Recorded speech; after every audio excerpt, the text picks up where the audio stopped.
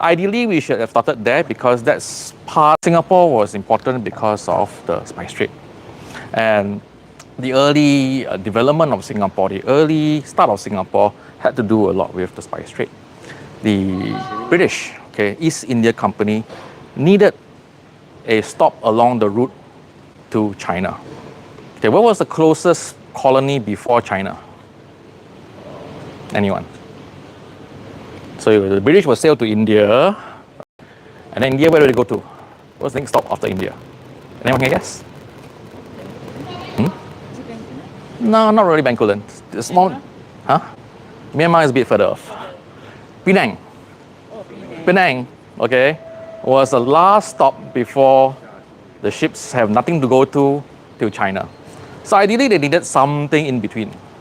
I know between Penang and Singapore not that far, but still, there's a convenient port over here. So they needed something for the ships to refuel, to take on cargo, or to trade. So because of Raffles' history in Malacca, he was familiar with the Straits of Malacca. So Singapore proved to be a strategic area. And it was how the East India Company, now you got to remember that this is East India Company time. Okay, if you think about East India Company, it's the largest business corporation in the world. Okay, and what do businesses want to do? Make money, make profit. So when they came to Singapore, their idea was not to start up a nation. It wasn't to build a country. It was to build a port. It was to build a port as part of their trade. And their trade is with the trade routes to China. Now, why was China important at that time? What did the people back then wanted from China? Huh? Tea. Tea, yes. Silk, yep. Anything else? Porcelain, yep. And we know Huawei, right? That's a joke. Historians who know how to joke are the ones you can trust. Okay? Because the amount of bad stuff that we read through, it can be very depressing. So we need to have a sense of humor. So you can always trust a historian who has a sense of humor. So yes, tea, porcelain, silks, whatever goods that China was exporting at that time. So it was to consolidate that trade, but it was also to bring other goods from the Spice Islands, cinnamon, nutmeg, pepper. These are areas or goods that the Europeans really wanted. Okay, so Singapore was started because of its location and because it was to preserve, protect, and ensure the China trade. That's all it is. It's a business venture. It has got nothing to do with settlements and everything. It was a business venture. It wanted a port purely for that. So we're going to take okay, I won't make you walk down there because it's a bit hot there. So from here, if you go look across that area over there, okay, that part has been, in a way, reconserved. Okay, that part of Singapore is the former Botanic Gardens, the first Botanic Gardens in Singapore. Now, we all know the current Botanic Gardens, right? It's a UNESCO heritage site. Yeah. Why was it designated a UNESCO heritage site? What's so special about it? Any guess? Huh? No, this one, yes. Not that one. The current one was also British. Started off, you're partly right actually. It started off as a way to look at what are the possible commercial crops that being grown in this part of the world. Now bear in mind, EIC, East India Company, was a commercial entity. And just like a lot of commercial entity today is that they are looking for the next best thing to sell. They're looking for the next commodity. They're not looking for a next selling item. So in Singapore, that's what they did. They created this Botanic Gardens in 1822 for that one purpose alone. What can we grow here, or what can we produce here that we can sell overseas? And the one thing that was truly experimental for them at that time was spices. So about 1,000 over seedlings were planted there, 1,000 seedlings of nutmeg was brought in, experimented, then realized actually nutmeg could grow. It worked.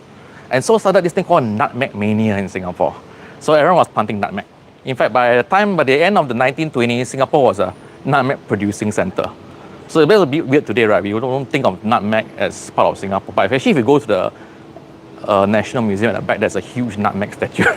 So you can go there later and have a look. But nutmeg was a huge thing in Singapore back then.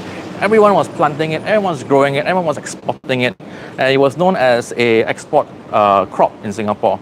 And the associated crop was things like pepper, cloves, cinnamons. They all were found to be growing nice and well here. The other crops that also grew well and already existing here was gambia and pepper. Now this was already existing here. The thing about gambia and pepper is that it was grown by the Chinese community here. It was a very small community, about 150 people here, just growing gambia. Gambia was grown here because of a local market. What was gambia used for? Was what? No, that one a bit later. Gambia was actually used as a companion to betel nut chewing. Yeah, so when you grab the gambia leaf and you chew it. Of course, that's not going to be a huge market lah. It's a very niche market, you know.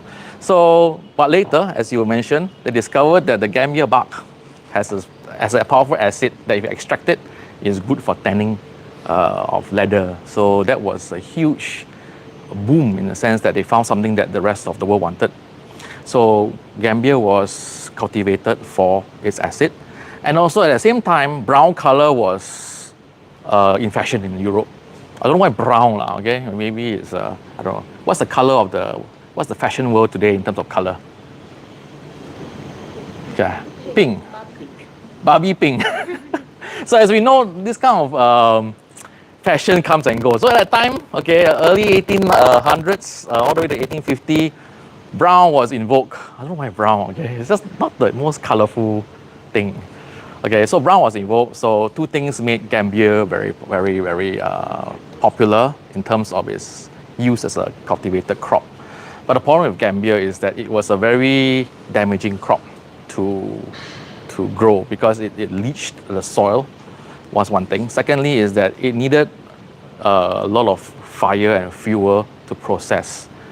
So when you think about Singapore when it started out here in this area, it was all lush green forests, like what you see there. But in the next 2 decades, most of the trees around this area were all chopped down. Why? Because of gambia plantation.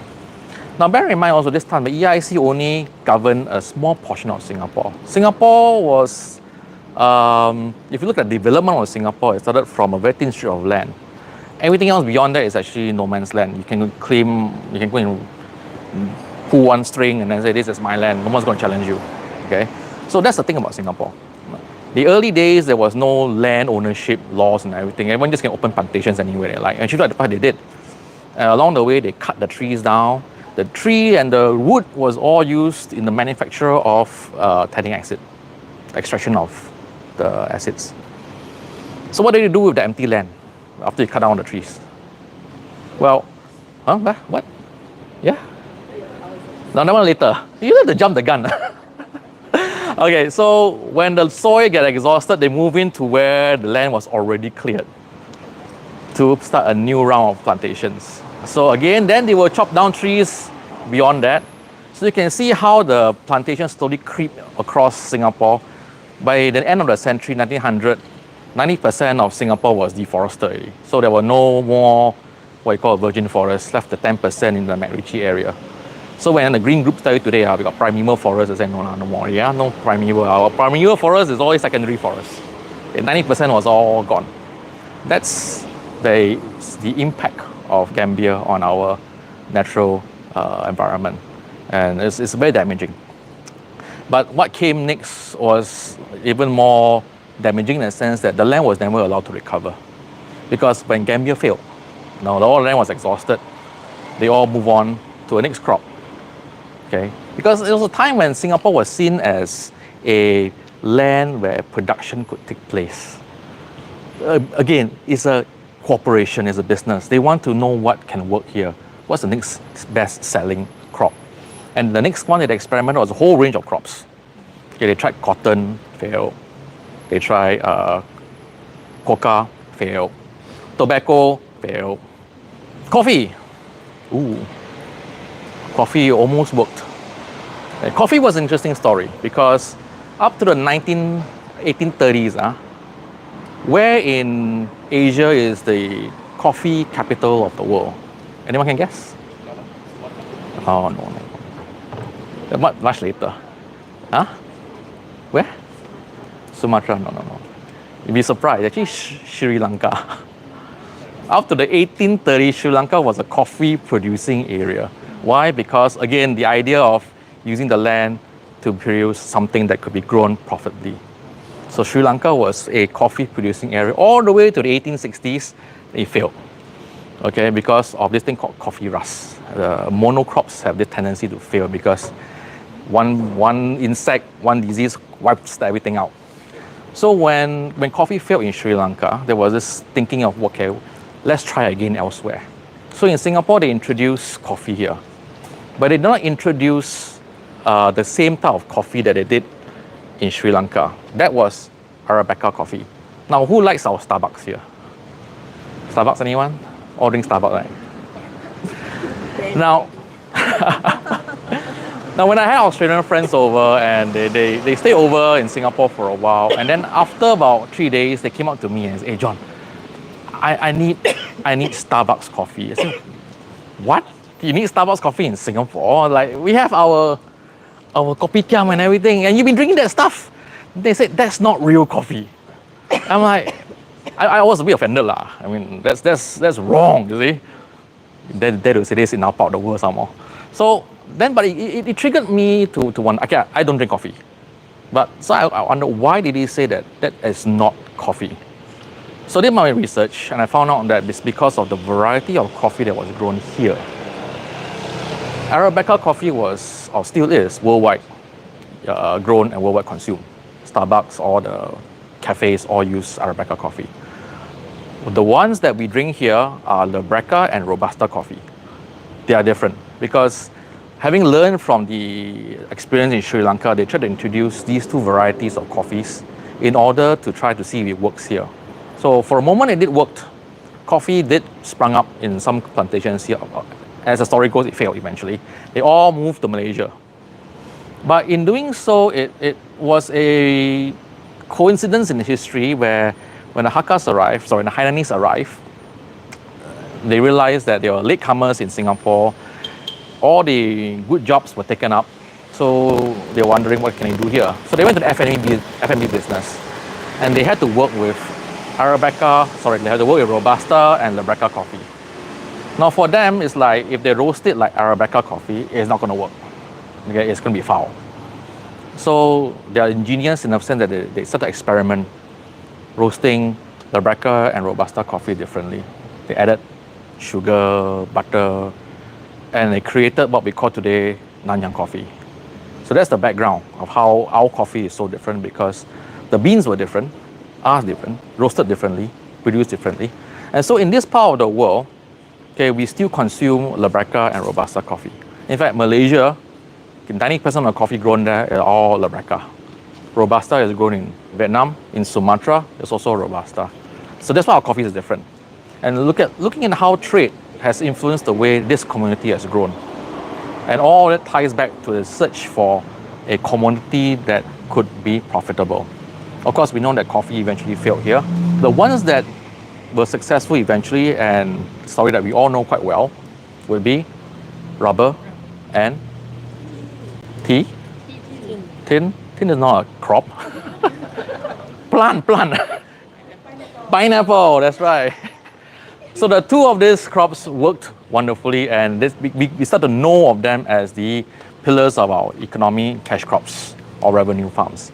But the ones that we don't talk about are those that came earlier, okay? And we should talk more about them, because how coffee actually influenced the way one community consumes coffee and become kind of our national pride, right? And of course, the earlier types of crops that came and gone, we also need to learn about the fact that human activities have an impact on our environment.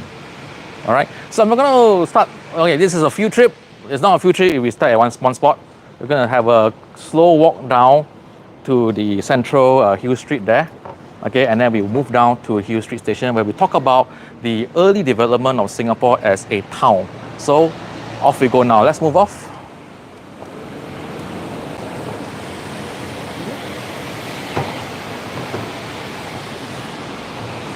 Yeah.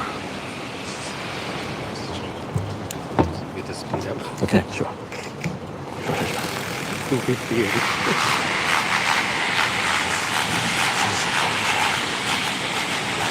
The next two be shorter.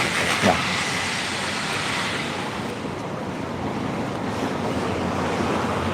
So as we walk down the hill, Fort Canning Hill, on the left, you can see all the way from here to where it meets the road.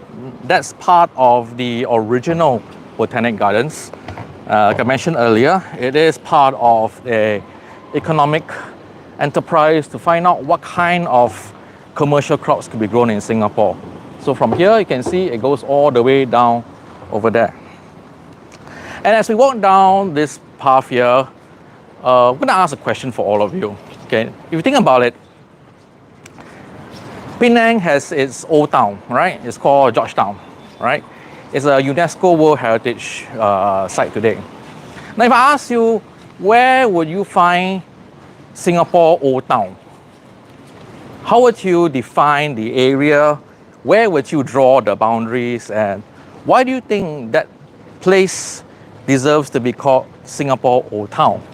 So have a think about that. What is Singapore's oldest area?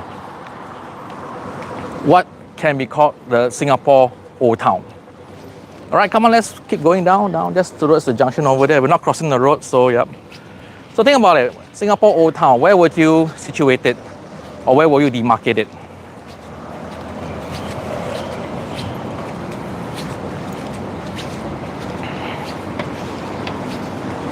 Well, they take their Halloween very seriously.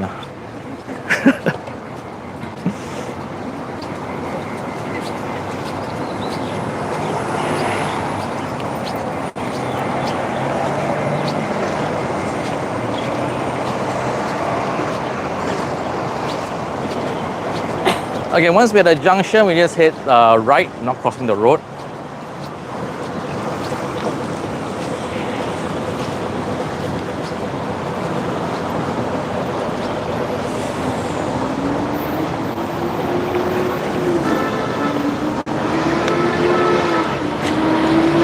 Alright, as we walk down the road towards the fire station, we're going to go past the fire station. On the right hand side, you see a huge plaque that says the Jubilee Walk. Now, the Jubilee Walk was commissioned in SG 2015 to commemorate the civic district as a heritage area. And in a sense, if you talk about Singapore Old Town, this civic district, or what we call the civic district today, would be the one that qualifies as Singapore Old Town. Why? Because this is actually where the Singapore settlement or the Singapore town actually started. Like I mentioned earlier, when Raffles arrived in Singapore, Singapore was covered in jungle. It was an island in the middle of the crossroads of trade between China and India. It proved to be an important part of Singapore's growth as a port city, but that came much later. We did not start out as a port city, we started out as a little town. The town was situated between what we call Chinatown today and Kampong Glam today. So on this tiny strip of land, that's where we started off as the Singapore town. And all of it came into being after Raffles laid down his plans to John Crawford. And essentially what materialized in 1828 was the Raffles Town Plan or the Jackson Plan. And this has an important bearing on the development of Singapore because the town plan essentially sets up places where each community would have its own space. Now, if you look back and reflect on this, it might sound like a way to segregate people. Well, actually, it's a half-truth, okay? The British learned from their experience in India, if you do not plan your town development, you end up, in India, for example, many places become swarmed with people. growth was unbalanced. There are some districts that were left behind. Sanitation was a huge issue, and congestion was pretty much part of life. So in order to prevent such an uneven growth, what they did was to plan every single colony after India. And Singapore had this Raffles Town plan that sets aside land for the different people that is going to inhabit or stay in the Singapore town area. So here you can say this part of Singapore right now will be the most central part of the Raffles Town plan. So if all those who are online, you can actually go and look at the maps online that shows the Raffles Town plan. Now, this will be kind of the heart of where the plan would be. As all settlements grow, the most important part of any settlement is access to fresh water. So the Singapore River there forms an important part of the settlement's early growth and development because of a source of fresh water. And archaeologically speaking, almost all cities and towns that grew up around any areas all grew up near rivers. Okay, as we all know, rivers provide not just fresh water but a mode of transport. But the Singapore River also serves as something else. I'll talk about it a bit later. But right now, in the middle of a Singapore town plan, we can see that from here all the way to Chinatown and from here all the way to Kallang River and encompassing the hill behind me, that was early Singapore in 1819. The rest of Singapore, they could say, it's unclaimed. No one owns, not saying no one owns it, it's untouchable. The ownership of Singapore to the East Indian Company only encompassed this area. So this is where we all started. This is where Singapore started. Okay, it only changed in 1824, where a Treaty of Friendship was signed that gave the British East India Company ownership of the entire Singapore island and the outlying islands.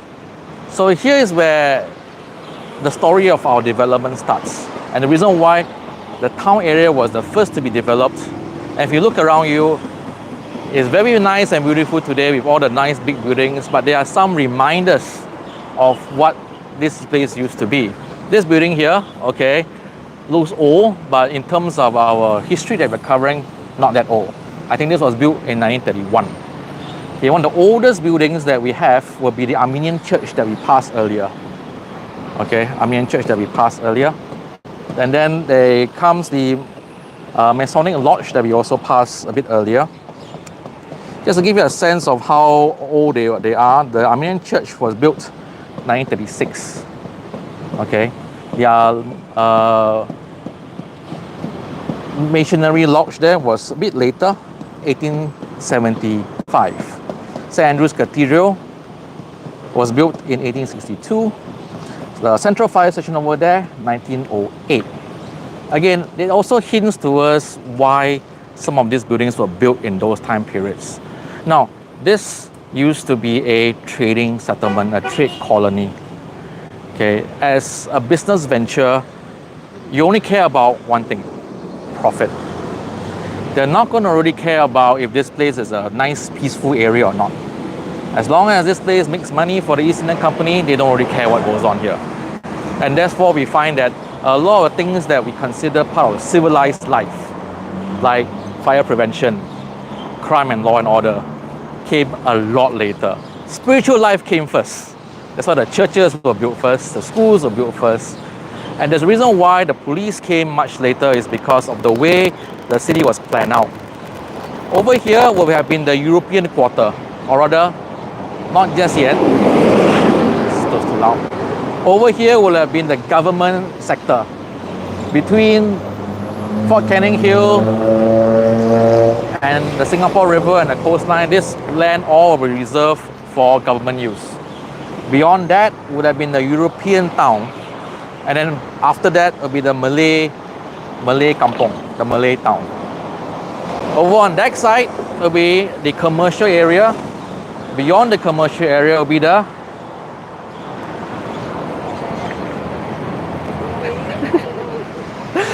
Chinese area, all right? And then the Indians were given land behind the Singapore River, all the way up north there. There's a reason for this. I mentioned earlier, town planning ensures proper sanitation and less congestion.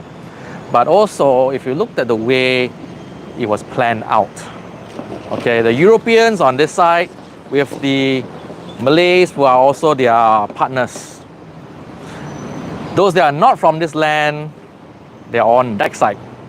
Okay, so in other words, the river actually marks as a boundary line. So the river can be seen as a connecting element for trade, but in terms of city planning, it's a dividing line, it's a divisor. And the earliest police station was also on this side. Why? Because they don't really care what happens on that side. Okay, the Chinese are going to manage themselves, the Indians were going to manage themselves, and the Chinese really knew how to manage themselves. They brought together this thing called the secret societies. Now, early Singapore, the male population really dominates because everyone here saw this as a place of opportunity, as a place of trade, and a place where you can find employment and work. And do we have to move off next one? Okay, we should move on next one. So I'm going to reserve the story from across when we're on that side here, right? So we're going to walk and go and cross the Singapore River, and we'll have a look at what's on the other side. We're going to go into the Chinese side now, okay? From the European side, we're going to walk across to the Chinese side.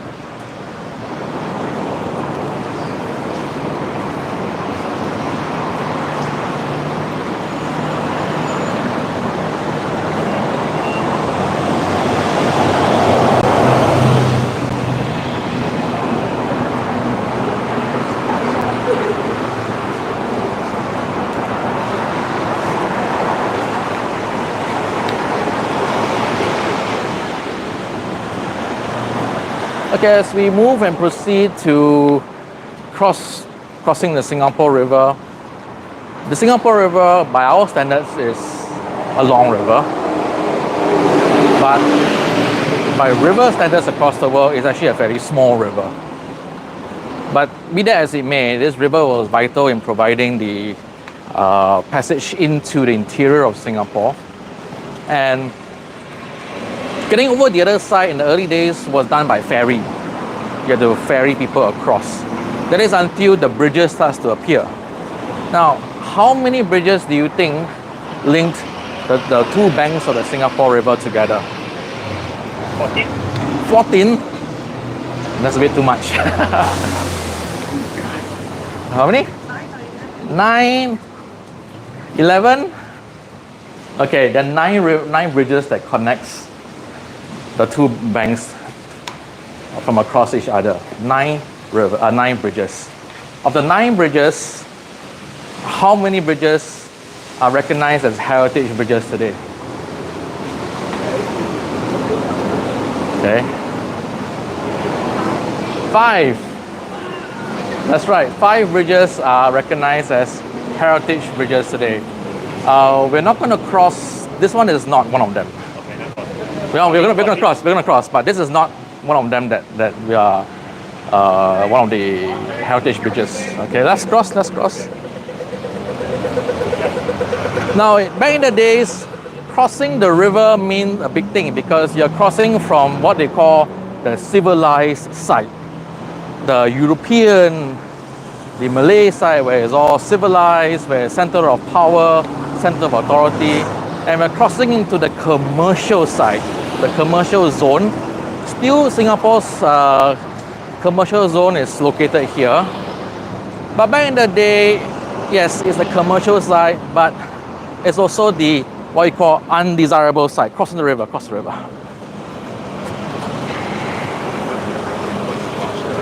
Now, it was seen as the undesirable part of Singapore because of the way the Chinese community grew up in this part of the world. China was a horrific time during the end of the 19th century, mainly because of famine. Famine, corrupt officers made a lot of farmers quit their land, sold off their land, and they became laborers. And a lot of them saw the opportunity to come to what they call Nanyang, southern seas, to find work, to find a way out of the poverty-stricken life in China. So that's the reason why when Singapore was founded as a free port, the early migrants were not from China actually. They're all from the region. But as word spread, Singapore became like the gold rush towns where people were just rushing here to find jobs, to find a better way of life, pretty much to escape the horrific life that they were all experiencing in China. So there are two groups of people that came up from China. One we call the indentured workers. Now these guys will have their passage paid for them, but they have to work off the cost of the passage over their time here in Singapore. And those who could buy the passage into Singapore and they will come here, they're usually the more skilled workers, some of them even educated, but they were in the minority. The vast majority of the people, of the Chinese who arrived in Singapore were uneducated, unskilled, and are all indentured laborers. They came here in search of work as coolies or farmers or just plain workers. Okay, we're gonna go into this open area over here right now. Now, we think about Singapore's position in the larger British Empire. We'll often be told that Singapore is a center of trade in the region. And that's very true because geographically we are at the center of trade. But if you think about it within the context of empire, Singapore is actually on the fringe of the British Empire. We are on the edge of the empire. So if you think about it that way, there is actually some element of truth in the way early Singapore was like. The character of Singapore's development kind of resembled those that you will see in the frontier areas of the empire. Frontier areas in a sense, we looked at things like the Wild West or the edge of the empire in Australia. When you think about frontier culture, frontier memories and frontier narratives, what do you find in places like that? So when I talk about the word frontier, what comes to your mind immediately? Cowboys and Indians, I know, but within that context, I mean, what kind of life would you expect to be if you live on the frontier? Okay, if you live in Boon Lay, you probably know lah. Bad joke. Okay, so assuming you live on the edge of town, that's pretty much frontier, right? So what's frontier life like, if you can imagine it? Lawlessness, yes, there's law and crime will be at the edge of empire. You see a lot of it there. What else? I'm not saying that Boon Lay is lawless. What else when it comes to frontiers? No basic security, so it's all makeshift. Everything is survival, right? Yeah, you're saying? Security, defense. You're right. There's okay, two things here now. Security in terms of internal law and order was very lax. But in terms of security against foreign enemies, it'll be a different story. Very good. What else? What would life be on the frontier? We have nice, happy families and, you know, communities and schools and, you know, what will be lacking in the frontier? Like what you say, amenities? Family. There will not be families out in the frontier. You have workers.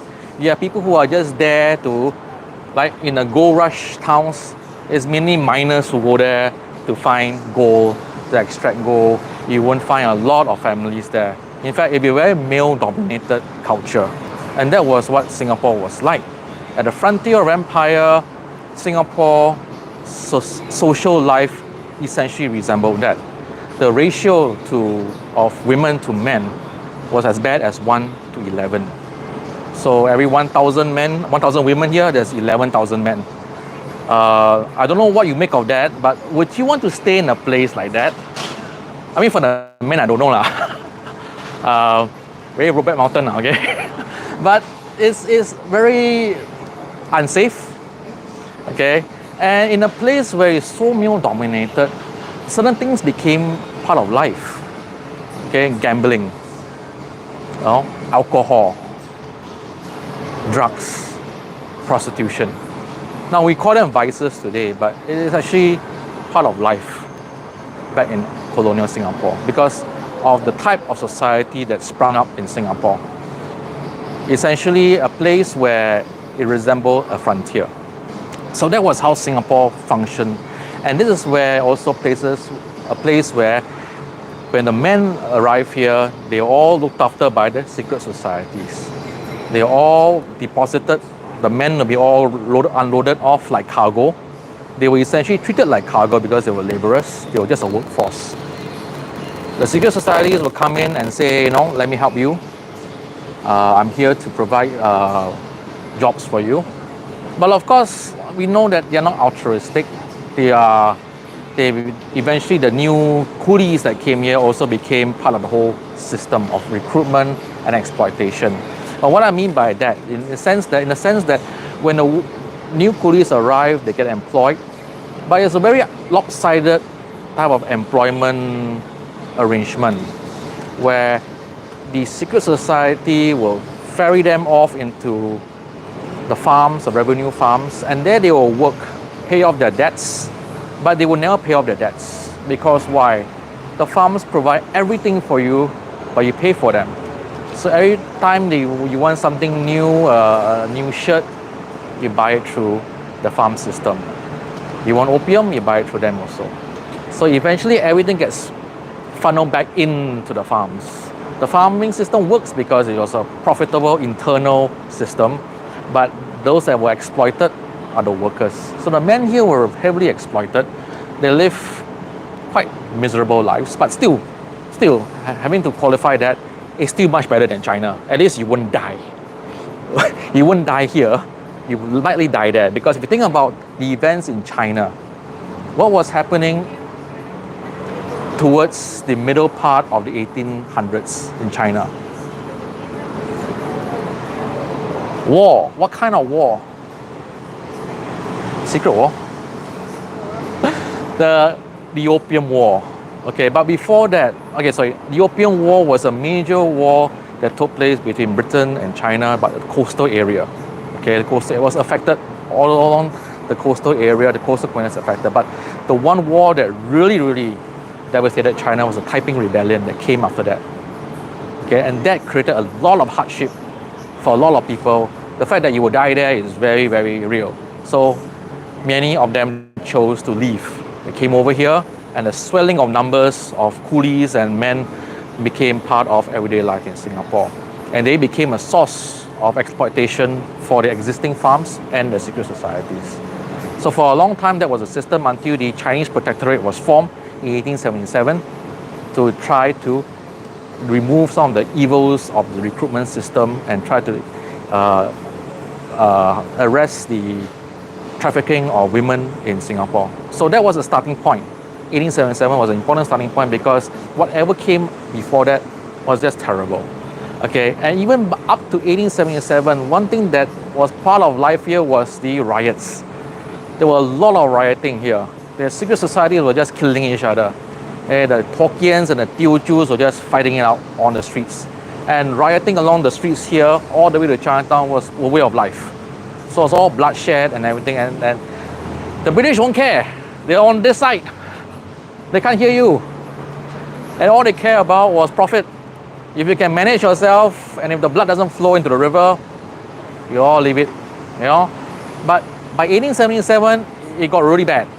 It got so bad that even the business establishments here was being attacked, boycotts and everything. So it was enough, and they realized that they cannot run a colony that is killing itself. So by 1877, that was a turning point. It marked a huge turning point. But prior to that, Singapore was known as one of the dregs of colonial empire. No one in the right mind would want to come here. But even then, it's better off having my chances being killed in a war somewhere else. So this became the place to come. All right, so that's early colonial Singapore. I'll talk about the other facet of Singapore, and that's the trade. Depressing story, I know lah. Let's talk about the other part of Singapore story now. So, but we do that by going down this tunnel here, and we arrive on the other side. All right.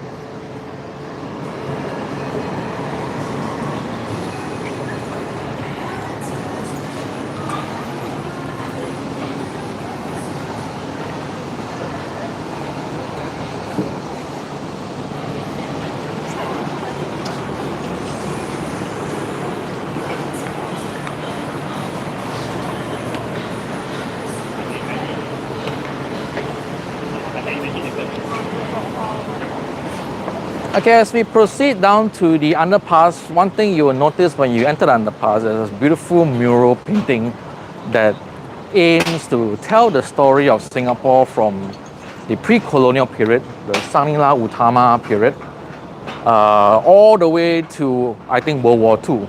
A lot of our history textbooks, okay?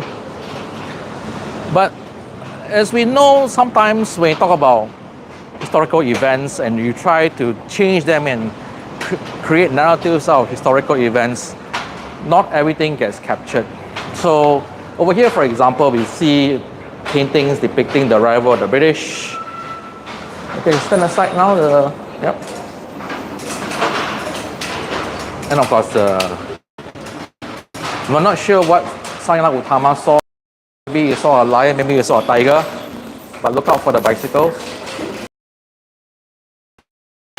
So all of this talks about the imagined how life used to be like. Now, the thing about colonial Singapore is that we don't really have a lot of information on what or how life was. What I shared with you earlier mostly came from official sources, newspaper articles or diaries or writings by Europeans themselves who shared about their experience living in Singapore at that time. The Tauke's back then, the secret societies, the coolies, they don't leave letters, diaries, or writings for us. So we don't really know how exactly life used to be like when it comes to when we talk about colonial Singapore.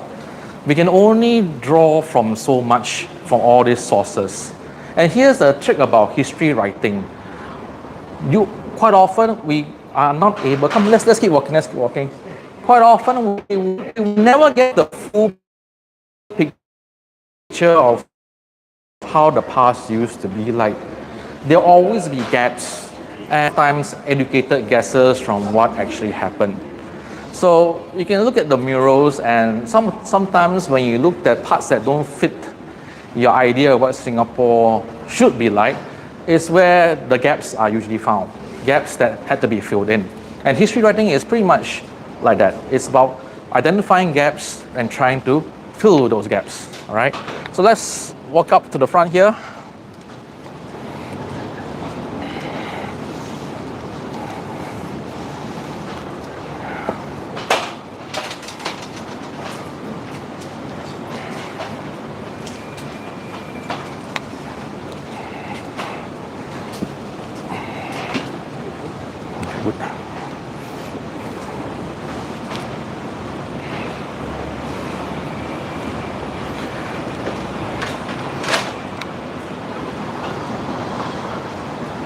So behind us, you can see that bridge that we crossed. The big labels there says Coleman Bridge.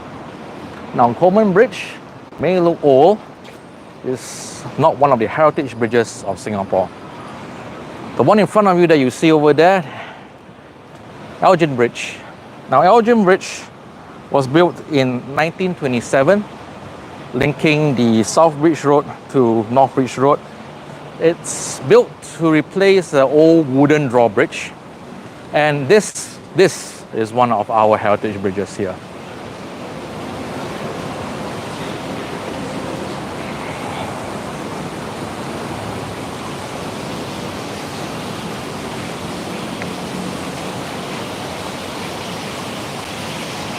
Okay, as we approach Elgin Bridge, we will cross it on the other side. So we will go down this underpass again, another underpass, sorry. And again, you see another mural being painted on the walls here.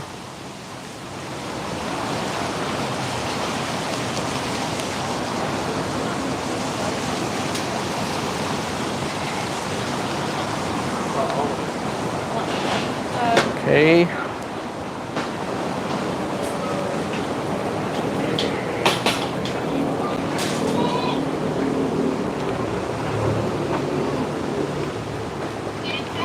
Now, as we go down this underpass, we will emerge the other side in the commercial zone of Singapore during the colonial period. Well, in many ways, it still functions as Singapore's commercial zone today. All the major banking centers and finance centers are all located on this part of Singapore, still very much reflecting Singapore's colonial heritage. But also, as we emerge from the underpass, you will come across what we call today boat quay, our wonderful nightlife. Credit must be given to URA who preserved the whole cluster of shop houses here. And that's the interesting part about our heritage preservation policy, in that we tend to, or the URA tends to conserve entire clusters of buildings. So they're not so much interested in the individual buildings, but when we capture the entire space as a heritage site, we can actually draw from this site more stories of people who used to live here, how people functioned here in the past, and what kind of business was done here in the past. So the entire stretch here, although may look fairly modern, are actually all conserved shop houses.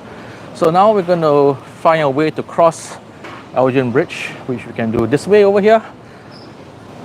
Just watch out for the Halloween. It's amazing, I wonder sometimes, this Halloween, how it entered into Singapore, a purely Western festival event, an All Saints commemorative event. Now it's become a worldwide festival for celebrating the dead. We do, of course, have our own festival that celebrated the dead, and that is the 7th month. So, right, let's come up to Elgin Bridge. Okay, and we'll cross Elgin Bridge, and we'll come across one area that is very significant in terms of its geography. So let's keep moving.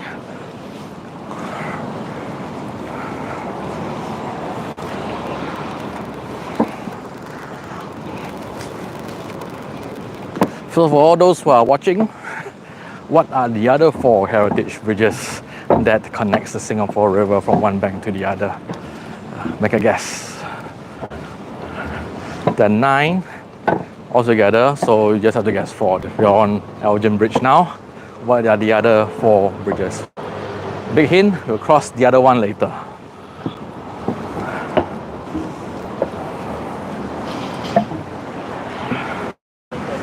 All right, let's assemble here, because I'm not going to let you stand in the sun and talk about this interesting landscape over here.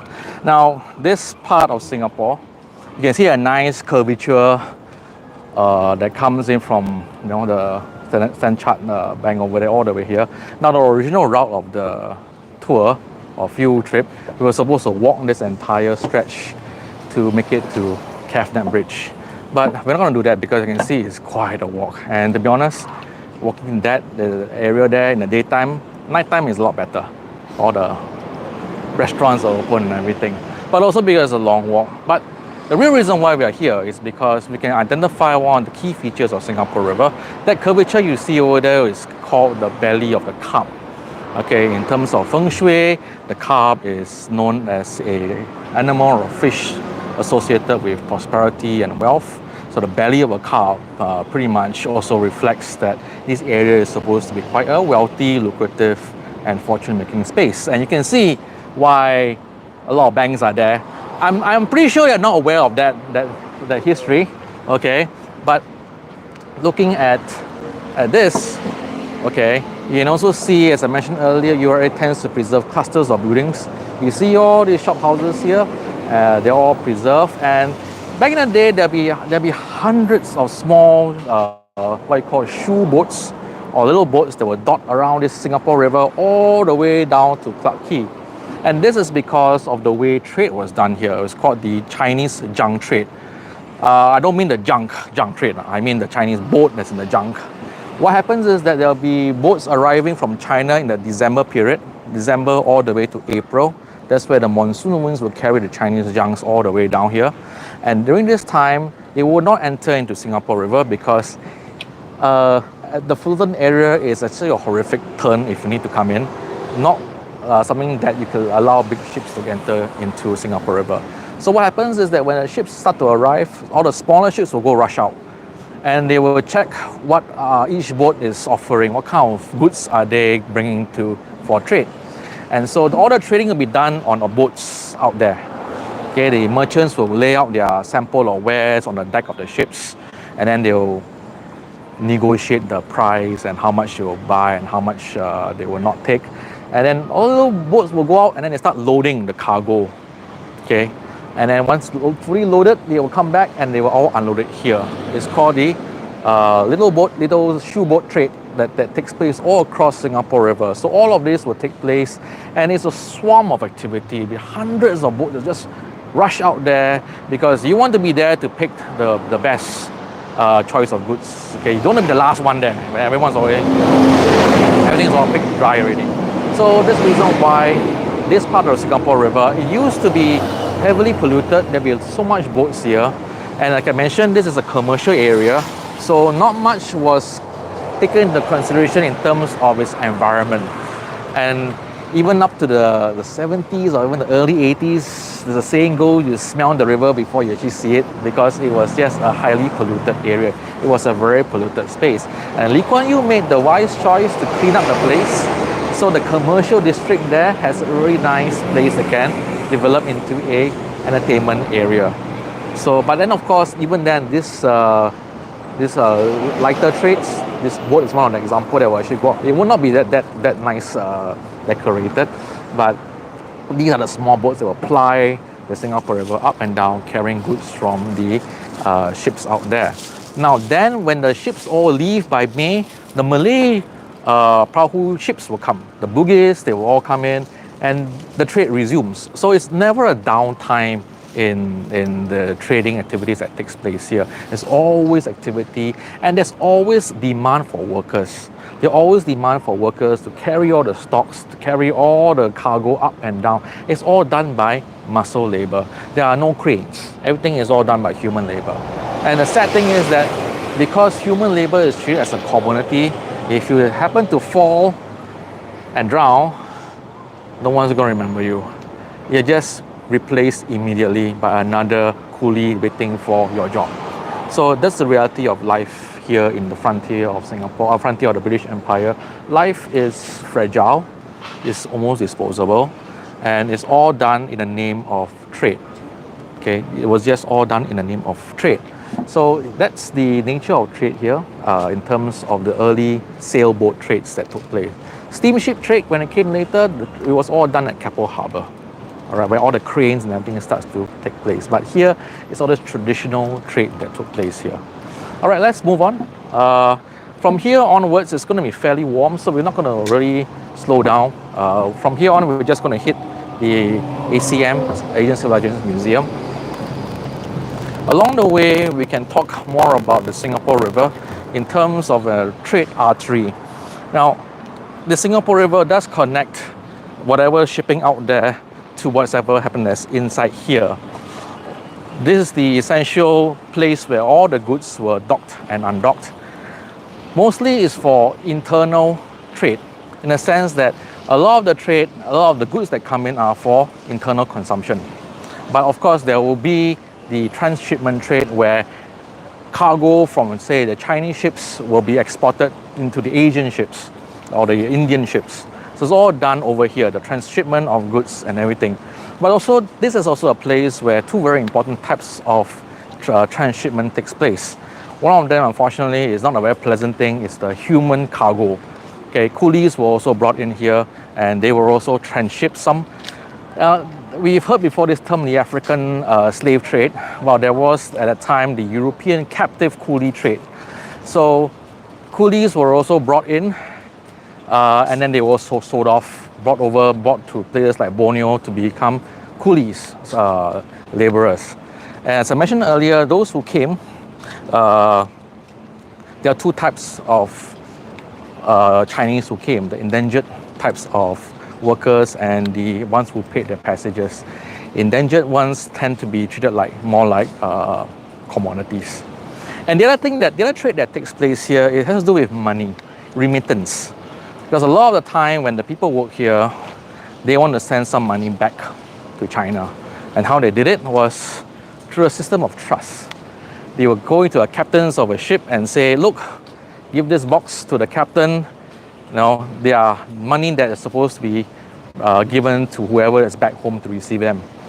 And the interesting thing about it is that the Chinese took it very, very seriously. There was hardly any cases of fraud. I guess it's a sense of knowing that this is an important duty assigned to the captain and they do it. But there's another reason for it, in the sense that eventually the system became a bit more sophisticated.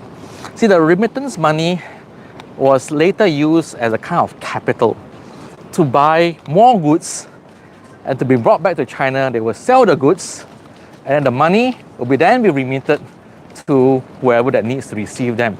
So it's kind of clever capitalism, you see? So it's, instead of bringing money back there, you profit from the money that was given to you. So these two types of trade also took place along the Singapore River. Now we're coming up into the Asian Civilization Museum, and over here you see the statue of the one person that made all of this possible. Statue of Raffles ahead of us. Now in bicentennial 1819 to 2019, I think. Sorry, 1919, sorry. What am I talking about? Bicentennial Singapore, yeah, 2019, there was this moment of time where Singaporeans tried to reflect on how far we come as a country from colony to nation. But interestingly, what happened was there was a discourse about the role of Raffles.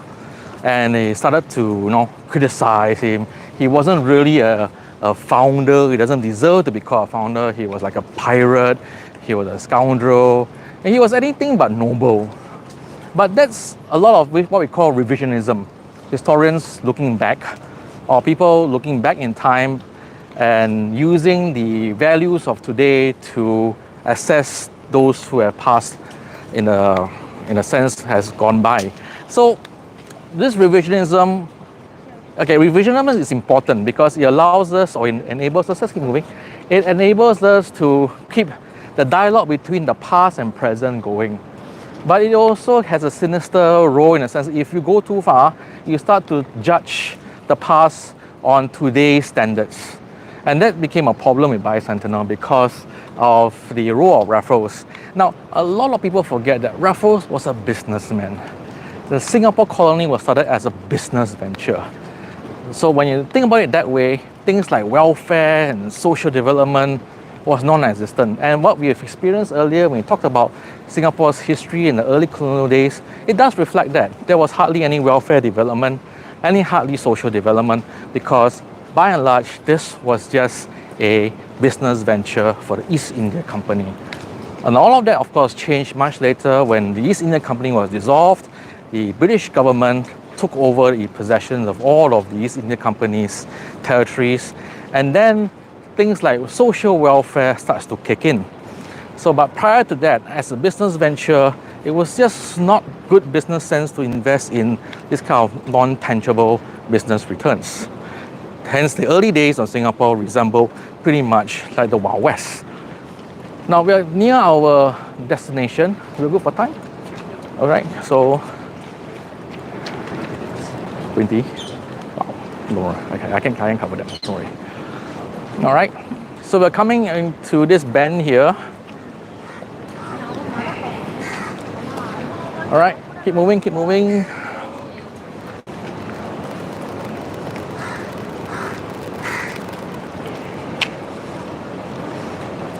Now, Singapore's growth and development had a lot to do with this thing called networking with the outside world. As a symbol of that taking place in the past, and as a reflection of what Singapore is today, the role of the Singapore River is pretty much commemorated along this stretch of road over here.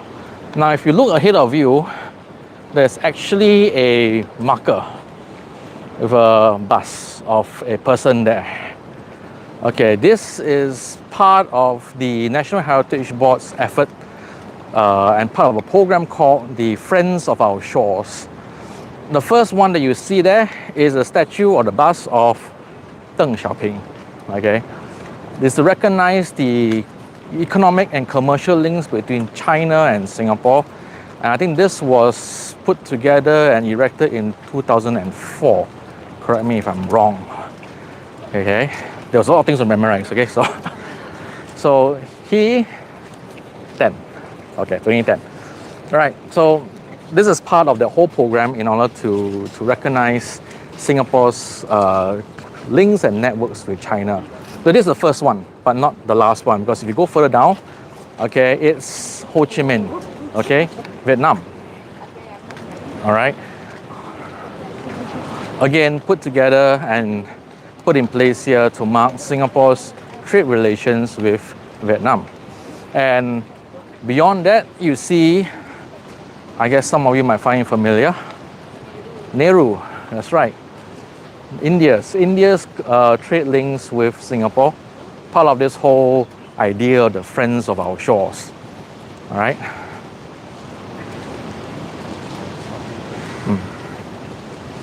Okay, let's take a break. Let's take a break here. Just come on in, come on in. Okay. Oh, there's ice cream cart there. Then there's interesting arrangement. There's one over on that side, one over on this side. You know, it's like they know where to. Town planning, huh? Town planning. All right. So on this side, we see this bridge here. This is a heritage bridge. Anyone guess what bridge is this? Cabinet Bridge. There's a big sign that says Cabinet Bridge. Okay. Oldest surviving bridge in Singapore. Okay. As I mentioned earlier, the river acted as a natural barrier to separate the communities. Okay. Civilized guys on this side, the riffraff on the other side. All right. That was how it was back then.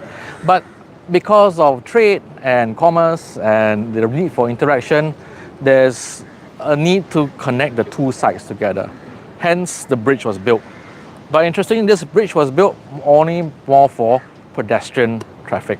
So they still want to limit the people from coming back and forth. They don't want vehicular, they don't want their bullock carts to come over here. They allow people to walk over, but not their livestock and everything. So again, it's to separate the two spaces.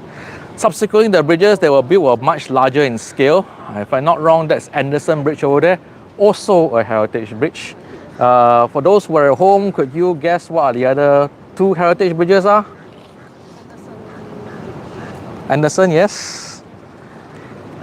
We walked past Elgin Bridge and Cavendish Bridge, there's two more. Ord Bridge and Reed Bridge. These two are the other heritage bridges that make up the entire collection of heritage bridges. Now, these are essentially named after former governors of Singapore. And if you ask me, it's a bridge law that link the two sides together. But why are they deserving to be called heritage bridges? I think that's something that you can check out online. All right. So as bridges go, yes, they do link the two up together. But the reason why we are here is our next stop involves an aircon room inside there. But before we go in there, we want to also talk about the Fullerton Hotel. It's a very important landmark in terms of our, yes, very good, post office. It's our general post office for a long, long time. And in the sense that the basement level, okay, was the sorting area. It was a long, big chamber that all the sorting takes place. Apparently, there's actually a underground passage basement that comes out to the Singapore River side so that the mail can be unloaded or loaded without going up to the surface and then going up to the surface areas, so that it prevents congestion. That's a more interesting fact I found out when I was researching this building. But also one thing that this building is very important because, the what house? Lighthouse. Not the lighthouse. That this is essentially where all roads in Singapore actually starts because of the milestone system. If you heard about how our grandparents talk about 8 milestone, 3 milestone, what are they talking about? Okay, each milestone is essentially literally a milestone. So every 1 mile they put a stone there to say that this is a number 1 milestone. The following mile, 2 milestone, 3 milestone, all the way. I think Lim Chu Kang is 10 milestone. All right, but all these milestones have to start from somewhere. So this is milestone 0. So all the roads that leads out from here starts with the first mile is first milestone, then second and third onwards. And that's how they people in Singapore find their way. Okay, today I know GPS and all that stuff, but back in the day, it's like I meet a 4.5 milestone. Where is that? Okay, you have to kind of like figure that out. So that was how the road system used to work in Singapore. So today, we no longer use a system anymore, but we can actually find remnants of these milestones all across Singapore. They have been forgotten over time. The National Heritage Board, I think, has collected 2 milestones. One the Geylang area, one the Bugis area. They were extracted out. I saw the extraction process. It's like 1 foot on the ground, but when you take it out, it's like putting tooth. The whole thing comes out. There's about almost a 1 meter inside the ground. But these things are built to last because these are essentially markers of empire. So a lot of the other parts of the empire uses this system as well. Australia uses it as well. India uses it as well. So the system was transferred here. Efficient way of organizing and planning the town area. So this is where all the milestones start. So all roads actually lead to Fullerton. So this is where it all started. So that's pretty much the heart of the commercial center of Singapore over there, and the milestone system that makes it being a general post office for many decades. These all used to be government houses. Now, early this year, there's an announcement that the Padang will be gazetted. But there's at least efforts to try to make the Padang the next UNESCO World Heritage Site, which I always find weird because it's just a Padang. A few. Penang has a Padang. You know, they are, I think Kuala Lumpur got Padang also, right? So Padang is a few in Malay. there's a few, right? So there's a few. So it's like you. I know buildings can be UNESCO heritage and sites, but empty few. If you read the fine print, it's actually trying to designate all the civic district areas around it, like the ACM, Victoria Concert Hall, other buildings around it to be part of a larger UNESCO World Heritage Site area. So the Padang will be the focal point, but the areas that they want to really focus on are the periphery areas, are all these buildings over here. So that was announced early this year or last year, late last year. So usually it takes about 2 to 3 years to push it through to the UNESCO. We're going to see how it goes now, okay? We had Botanic Gardens, that was I think 3 years in the making. So we had that, we were happy with that. But like some government policies, we don't want to stop at 1, so we're going for 2. And I don't know what's the next one, okay? If you can think about it, we don't know. It's interesting about time. Over time, we just want to have more and more. But speaking of time, you see the big balls over there? Okay, there are 2 interesting stories about the balls over there. When I was working at NHB, there was a complaint because, you know, these balls are in the sun, they are metal, they are big hot, but you see tourists go on there and hug it. They got burned, and then guess who kena the complaint? Okay, but you cannot go and say, dude, it's a hot metal ball, you can hug it, you can. That's practically side. Yeah, exactly, right? It's like, why are you gonna hug a ball in the sun? But okay, now what most people don't actually realize is that the balls over there used to be a site of a time capsule. There was a time capsule that was buried there, but it was a very short-lived time capsule. It's only 25 years, then dug it up again. So I was there doing the dig up and I was so excited to see something time capsule, you know, 25 years. You open it and you go like, oh, it was like phone books. Actually, yeah, you're right. You know, it's still living memory. The 25 years, it's not 250 years, it's 25 years. So it's newspaper articles, it's about some, what you call the phone books and everything, and PSLE reports and stuff like that. Like, what were they thinking? So a medical report, I think the story about first test tube baby was also inside there, and then you're like, that's it. I think the whole capsule is worth more than what's inside there. But having said that, because we all love time capsules, they actually had another one planned for the next 25 years. I'm not really sure what it is, but I'm trying to live as long as possible because I have an artifact in there. I donated something, so I'm hopefully when I'm 97 or something, I think it's 25 years from now, so where I'm like, yeah, 90 something, I should be able to be alive to see it. So I'm trying my best. Alright. So yes, the story of the time capsule over there. But we'll continue our story once we are inside the Asian Civilization Museum. So Noel, can we take a break from now? 10 minutes, 5 minutes? Okay, why not we just head straight to the Asian Civilization Museum, put our bags down, and then have a bit of a rest before we start our next session. Okay? All right, thank you very much. Come, let's move on. Do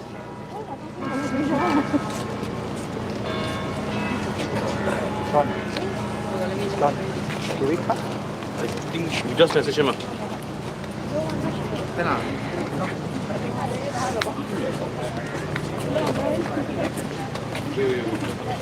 All right, let's stand aside. Let's let the bicycle pass. Yep, let the lady pass. Yep.